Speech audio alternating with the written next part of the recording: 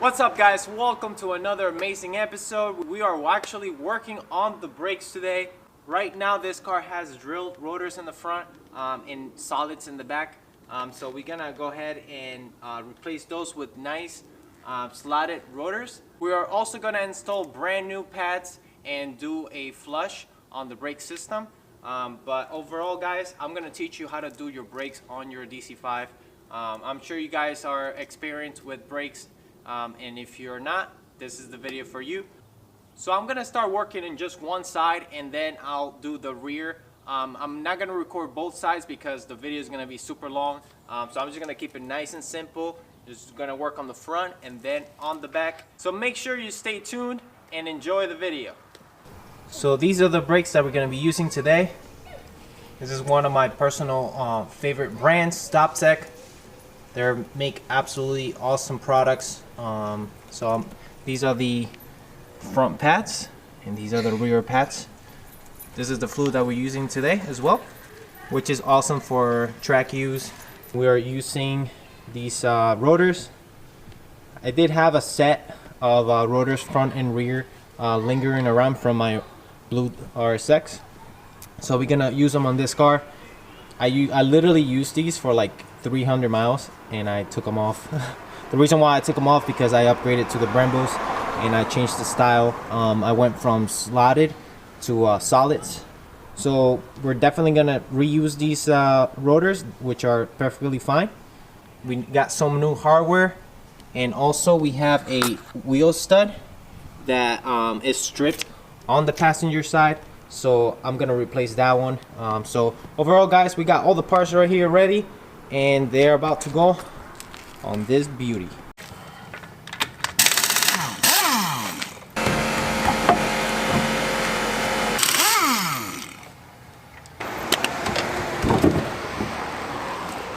We're gonna start by removing our spacer.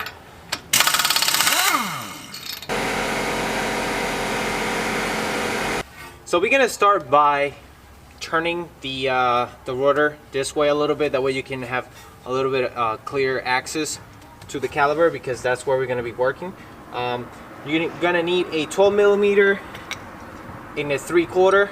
The 12 millimeter is for the bracket right here, and the 3/4 is to hold the pin behind the bracket right there, so you can loosen it up nicely. So let's do that right now. So that's one, and then you're gonna repeat the same thing on the lower one.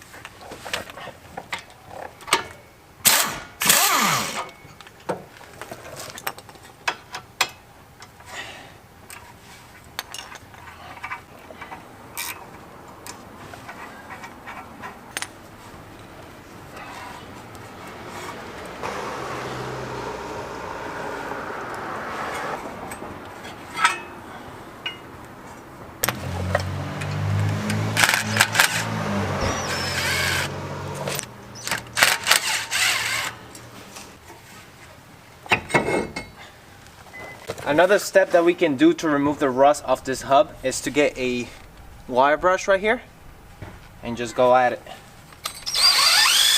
So now that we're done cleaning this up, we're gonna install the rotor. Make sure you line up the center set points and you should be okay. Just like that, it's done. Don't judge the rotor. It is showing a little bit of surface rust. That's because they've been stored for around a year. So next we're gonna install our set screws. We're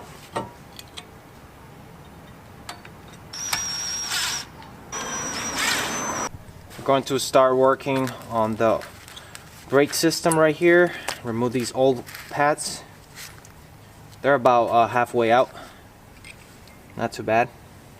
But we're still gonna install new ones, and as well new hardware. So just remove your old hardware just like this.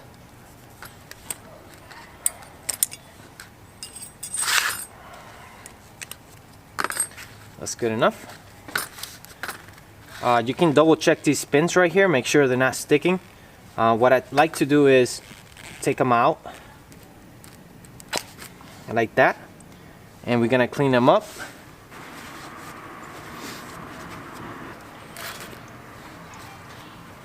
Clean it up.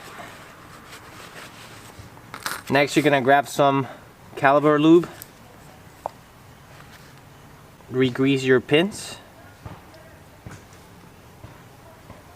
Install it back. Just like that. Push it in. And now they're nice and smooth. After that's done, install your new hardware. Like that.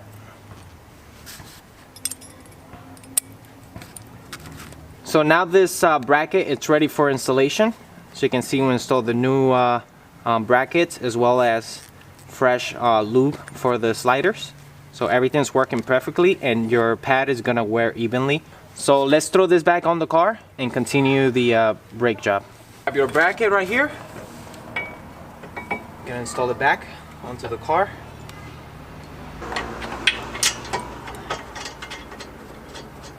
Next, we're gonna grab our brake pads right here. Make sure you grab your brake lube and grease the corners right here that are gonna make some contact with our hardware right here. Grab your pad, sit it in place. Cure the pad for the other side. Repeat the same step. Grab your caliper and install it on the car. Install your slider bolts back in.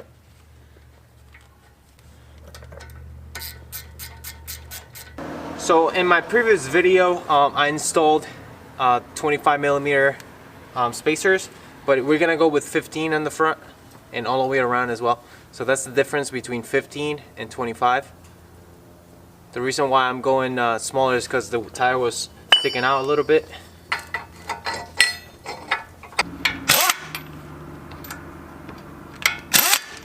So we are all done in the front. It looks awesome with the new rotors and brake job. We got our 15mm spacer on, so the wheel is not going to sit too far out. I absolutely love how it came out. So we're going to throw in the tire on the car and see how it looks. After that's done, we're moving on to the back.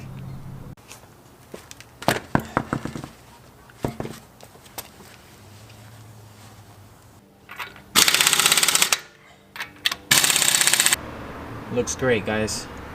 It's coming together. Once we set it on the ground, it's gonna look so much better. The spacer helps a little bit. It's not too aggressive, so I'm gonna like that.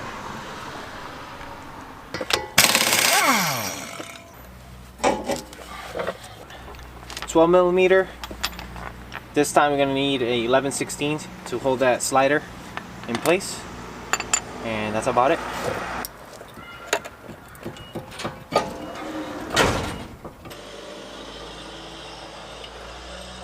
For the bracket right here, we're gonna need a 14mm.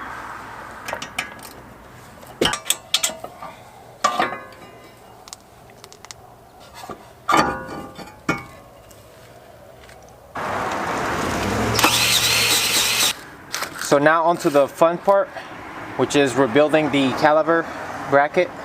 Same thing as before, remove it from the pins, just like that. Clean it up.